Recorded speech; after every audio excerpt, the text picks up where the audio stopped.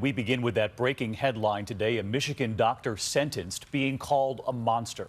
A day of reckoning for the doctor who diagnosed hundreds of patients with cancer when they did not have it.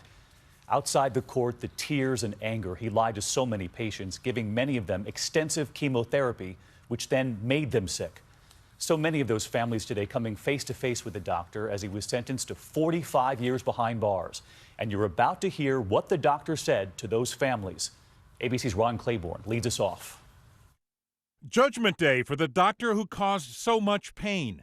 Victims of Dr. Farid Fatah outside the courtroom where he was sentenced, hand in hand, then defiant.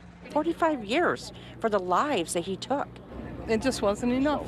In court, the 50-year-old doctor breaking down, saying, "I misused my talents, yes, and permitted this sin to enter me because of power and greed." But those words no comfort for Cheryl Blades. I could hear him talking to my mother because I went to every appointment, so I could hear him talking to her and promising her to save her. In all, Fatah pleaded guilty to intentionally misdiagnosing more than 550 patients, often prescribing treatment for cancer that they did not have. He earned more than $17 million as a result.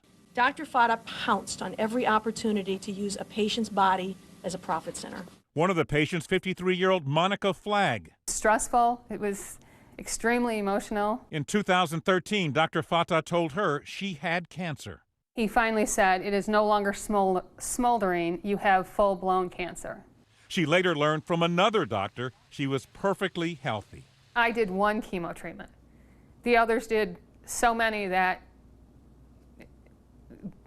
they're practically dead anyway. This is just awful. And the question so many had, wasn't there anyone else in the doctor's office looking at those charts, those tests to know these people were healthy? Well, David, eventually another doctor in the same clinic as Dr. Fatah and an office worker, a staff member, did have their suspicions and took them to federal law enforcement officials. They were the whistleblowers, and in the meantime, a second opinion, you told me, saved some people from the same fate. Right. Some of those people who were diagnosed with cancer went to other doctors. Of course, that diagnosis was not confirmed. They did not go back to Dr. Fatah. They're the lucky ones. Always get a second opinion. All right, Ron, thanks so much.